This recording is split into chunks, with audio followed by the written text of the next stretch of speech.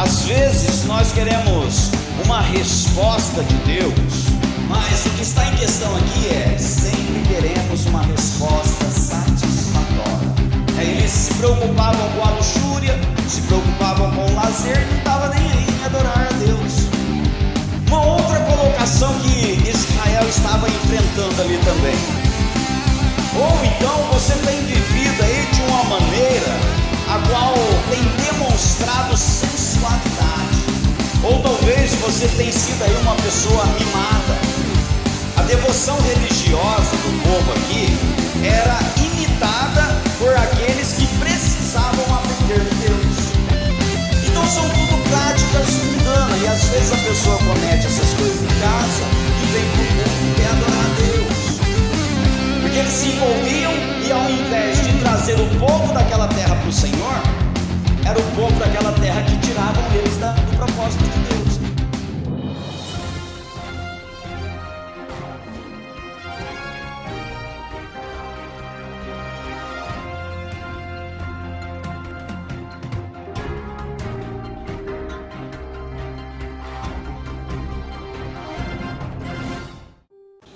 Isaías capítulo de número 1, nós vamos ler do verso de número 1 até o verso de número 9. Irmãos, o que Deus colocou no meu coração para compartilhar com vocês nesta noite, por meio desta passagem de Isaías, é algo que eu quero tentar responder aqui para vocês. Talvez você tenha questionado aí, diante da situação que você tem passado, e tem perguntado o seguinte: por que eu adoro a Deus e continuo com um problema? Irmãos, para nós entendermos esta pergunta, para nós entendermos aqui a colocação dessa pergunta, é necessário nós olharmos para a situação que Israel estava vivendo. Talvez você pode até dizer assim: mas eu não estou doente, eu não estou ferido, como vem dizendo aqui a palavra, eu estou bem de saúde, eu estou perfeito. Às vezes nós queremos uma resposta de Deus diante desta indagação que seja satisfatória ao nosso ego. Por mais errado que a pessoa esteja, por mais errado que ela ande, ela sempre quer ouvir Deus falando assim: eu sou contigo, não temas, Vamos olhar aqui para a condição do povo de Israel e fazer uma aplicação na nossa vida. É o que eu quero que você faça nessa noite, irmãos. Eu vou explicar aqui para você como que o povo de Israel estava, e você vai olhar aí para a tua vida como você está. Amém? No povo de Israel havia ali duas classes, Havia a classe de rico e a classe de pobre, como sempre existiu isso daí. Mas havia também um grande abismo entre essas duas classes. A riqueza sempre coloca um abismo entre uma pessoa e outra. Por isso que Jesus vem nos advertindo, para nós tomarmos cuidado com a riqueza. Jesus fala assim que é mais fácil o camelo passar no fundo de uma agulha do que um rico entrar no céu, porque ele coloca o coração dele ali na riqueza, e aí tem aquele abismo. Se você olhar lá para a história de Abrão e Ló, você vai ver que quando eles ficaram ricos, aquilo que eles possuíam ali já não cabia mais naquela terra, houve um abismo entre os dois, houve uma separação.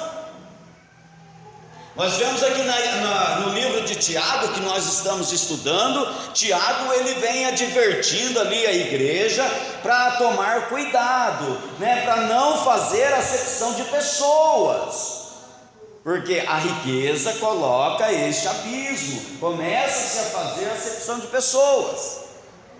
Você entra lá agora na passagem de Lucas, capítulo de número 16, você vê Jesus falando ali sobre o rico e Lázaro.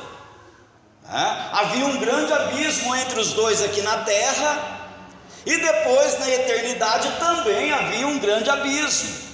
a ponto do pai Abraão dizer para o rico lá no inferno: olha, há um grande abismo entre nós e vocês aí, de modo que os daqui não podem passar daí e os daí vêm para cá. Então, amados, o que eu quero que você entenda: Israel estava vivendo este grande abismo entre eles. Havia ali uma acepção de pessoas e era algo a qual Deus não se agradava. Então eu já começo a encontrar uma resposta para a minha indagação desde essa primeira colocação.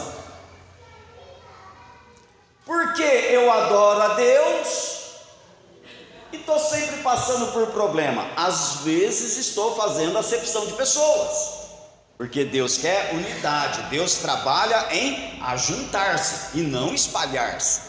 Uma outra situação que Israel vivia aqui também nessa época era a luxúria e o lazer. O que está em primeiro lugar na minha vida? Eu estar dentro da minha casa tranquilo, sossegado, ou eu estar dentro da igreja louvando e adorando a Deus?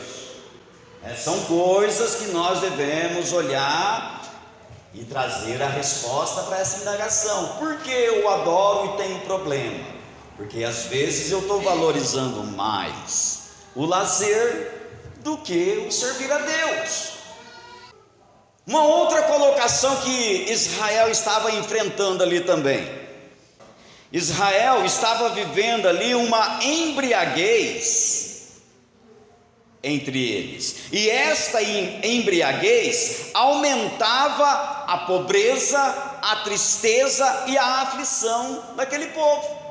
Eles estavam valorizando mais a embriaguez. Olha só no capítulo de número 5, versículo de número 11, vem dizendo assim, ó: ai dos que se levantam pela manhã e seguem a bebedice, e continuam até a alta noite, até que o vinho se esquente. Liras e harpas, tamborins e flautas, vinho há nos seus banquetes, porém não consideram os feitos do Senhor, nem olham para as obras de suas mãos. Portanto, o meu povo será levado cativo por falta de entendimento, os seus nobres terão fome, e as suas multidões se secará de sede. Uma outra colocação que observamos aqui, amados: os costumes supersticiosos daquele povo, e a adoração a Moloque havia ali corrompido, havia poluído a religião pura, que era a adoração a Deus. Hoje muitas pessoas estão passando aí também por problema, mesmo estando adorando a Deus, passam por problemas porque valorizam talvez a superstição, valorizam talvez aí a adoração a outras coisas que não seja ao Senhor. Então tudo isso vai acarretando problema na vida da pessoa. Eu estou dentro da igreja, eu adoro ao Senhor, mas estou sempre com problema, estou sempre com lutas, estou sempre com dificuldades, não consigo sair dessa situação. Irmãos, eu não estou falando aqui que você nunca vai ter luta, viu? Não é isso que eu estou dizendo, não. Mas tem pessoas, amados, que está anos dentro da igreja e continua sempre no mesmo problema, sempre na mesma situação. Uma outra colocação que observamos aqui na palavra de Deus é que os profetas comuns da época aqui estavam ali ocupados demais com bebidas fortes e não se preocupavam em ensinar ao povo os caminhos do Senhor. Uma outra observação que eu olho aqui na palavra de Deus, amados, que eu observo aqui na palavra do Senhor, é que as mulheres naquela época, elas estavam se tornando ali mulheres vulgares. O povo, as mulheres do Senhor aqui, as mulheres do povo de Deus, estavam se tornando ali mulheres vulgares, sensuais, bêbadas, mulheres mimadas e também mulheres negligentes. E vem, olha só, abra a tua Bíblia aí no capítulo 3 de Isaías, para não ficar nas minhas palavras aqui, capítulo 3, versículo 16, a palavra do Senhor diz assim, diz ainda mais o Senhor: visto que são altivas as filhas de Sião, e andam de pescoço emproados, de olhares imprudentes, andam a passos curtos, fazendo tinir os ornamentos dos seus pés, o Senhor fará tinhosa a cabeça das filhas de Sião, o Senhor porá a descoberto as suas vergonhas. Então era algo ali, amados, que o povo estava fazendo e não estava agradando a Deus. A devoção religiosa do povo aqui era imitada por aqueles que precisavam aprender de Deus. O que eu entendo com isso?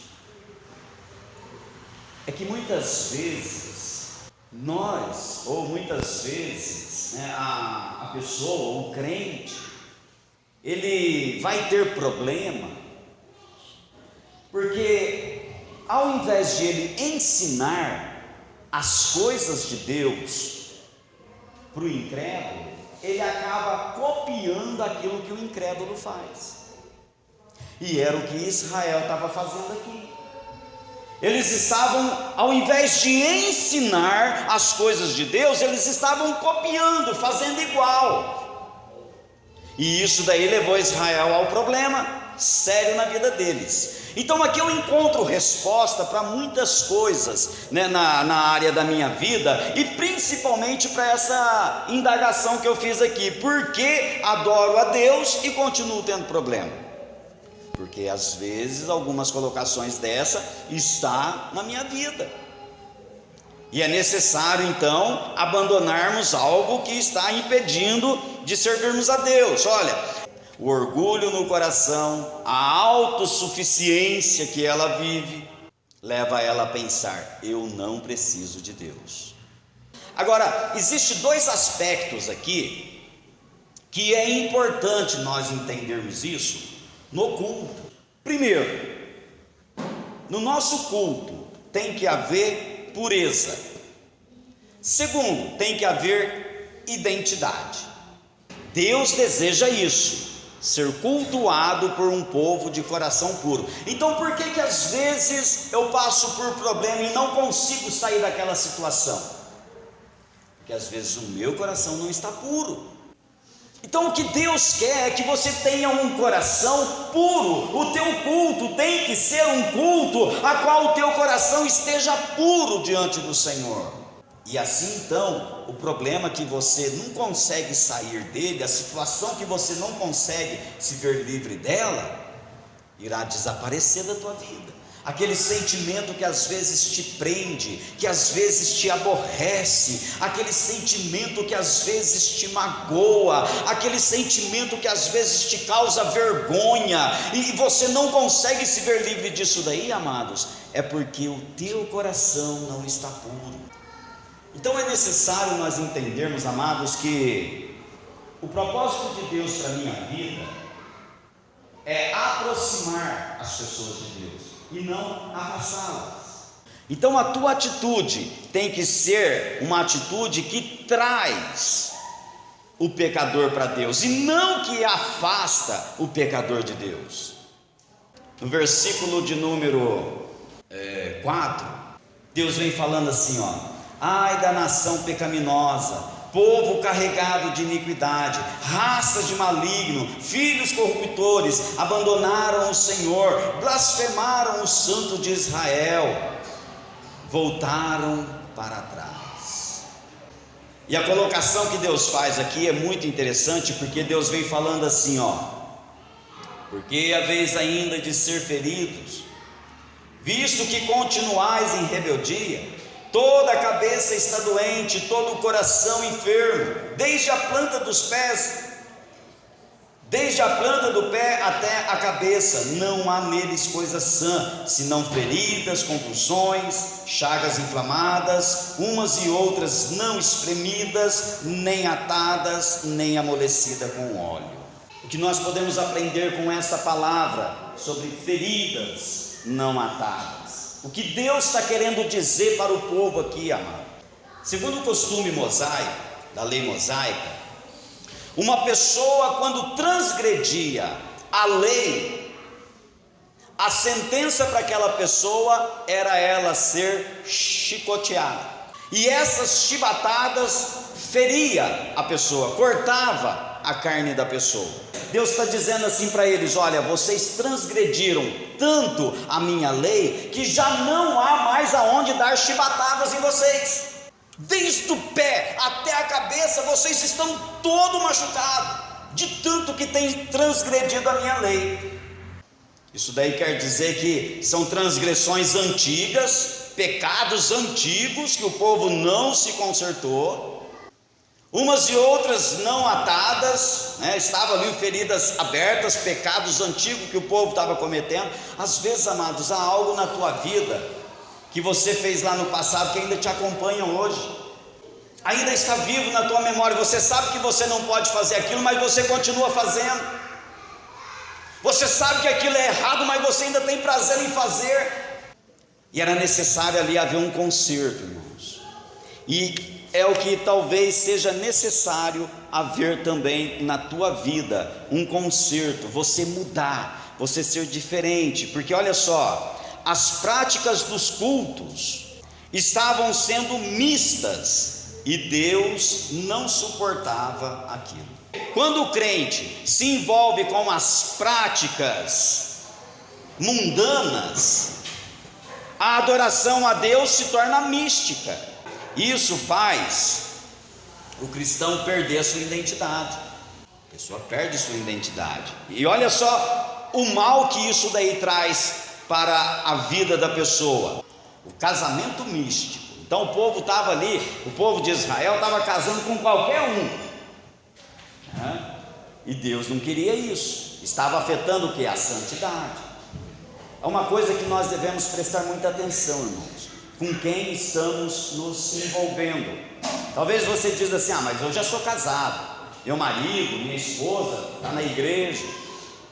Mas nós precisamos prestar atenção com quem estamos nos envolvendo, porque eles se envolviam e ao invés de trazer o povo daquela terra para o Senhor, era o povo daquela terra que tiravam eles do propósito de Deus. E hoje na nossa vida não é nada diferente também. A pessoa que se envolve com o pecador, ao invés dela trazer o pecador para Cristo, é o pecador que tira ela de Cristo, do propósito de Cristo, e a pessoa perde a identidade. Olha, nós vemos aqui na palavra de Deus vários exemplos de pessoas que se envolveram com um não cristão e se deu mal. Sansão era ali, amados, um nazireu, alguém escolhido por Deus, com um propósito de Deus. E Sansão se envolveu com Dalila. Qual foi o fim dele? Terminou cego, prisioneiro, um homem que Deus dotou ele com uma força sobrenatural, e por se envolver com uma mulher que não era da linhagem do povo de Israel, se deu mal. Deus dotou Salomão de sabedoria, a qual nunca houve homem sábio igual ele. Se envolveu com as mulheres daquela terra ali, no final da sua vida acabou adorando os deuses daquelas mulheres. Foi mais fácil elas levarem Salomão para os deuses delas, do que Salomão trazer aquelas mulheres para o Deus dele. Um outro exemplo que nós vemos aqui também é Acabe, um rei levantado por Deus para reinar o povo de Deus, se envolveu com Jezabel. Ao invés de Jezabel adorar a Deus, Acabe foi adorar Baal. Esse negócio, estou namorando fulano porque ele não é crente, mas o meu propósito é trazer ele para a igreja, sai fora, que é uma estratégia do diabo. É mais fácil o pecador levar você para o mundo do que você trazer ele para Deus. Espera no Senhor, Deus tem o melhor para você. Roboão, ele teve a oportunidade de multiplicar o reino dele, mas por ele ouvir conselhos de ímpios, conselhos de amigos, ele dividiu o reino, e a parte que ficou para ele foi a menor. Roboão, quando Salomão morreu, ele assumiu o reino, o trono. E aí Jeroboão chega diante dele e diz assim: Roboão, tira de nós o fardo pesado que o teu pai colocou, e nós vamos te servir. Aí Roboão vai consultar ali os mais velhos, os mais idosos, os anciãos, e eles aconselham Roboão: olha, é legal a ideia, faz isso, e você vai multiplicar teu reino. Aí depois Roboão, um jovenzinho, vai conversar com os amiguinhos dele, e os amiguinhos dele dizem assim: não, larga a mão de ser bobo, a autoridade está sobre você, coloca um fardo pior do que teu pai pôs. E o que ele fez com isso? Dividiu o reino. E aí você olha agora para a história de Josafá. Já estou terminando, irmãos, paciência aí. Josafá, ele vai fazer uma aliança com Acabe. Agora olha a séria consequência que esta aliança que Josafá fez com Acabe trouxe para ele. Levantou contra Josafá os amonitas e os midianitas. Vieram contra Josafá, só que Josafá foi esperto. A hora que ele ficou sabendo que aquele povo estava vindo contra ele, Josafá se colocou na presença de Deus, se consagrou, se santificou, jejuou, buscou ao Senhor, botou todo o povo para buscar a Deus, e Deus deu livramento para Josafá. Deus deu vitória para Josafá. Ele viu ali o agir de Deus na vida dele, ele viu a vitória de Deus na vida dele, porque ele mudou, ele tomou uma decisão: eu vou mudar minha vida. Amados, quando você tomar essa decisão, eu vou sair daqui e vou mudar minha vida, você vai ver o agir de Deus. Mas enquanto você estiver na mesma situação, você vai estar sempre questionando: por que, meu Deus? Eu te adoro e estou com um problema. Olha o que Deus diz aí no verso de número 18 do capítulo 1 de Isaías, do texto que nós lemos. Deus diz assim, essa palavra é para você nessa noite. Deus fala assim: vinde, pois, e arrazoemos, diz o Senhor, ainda que os vossos pecados sejam como a escarlate, eles se tornarão brancos como a neve, ainda que sejam vermelhos como o carmesim, se tornarão como a lã. Se quiserdes e me ouvirdes, comereis o melhor desta terra, mas se recusardes e fordes rebeldes, sereis devorados à espada, porque a boca do Senhor o diz.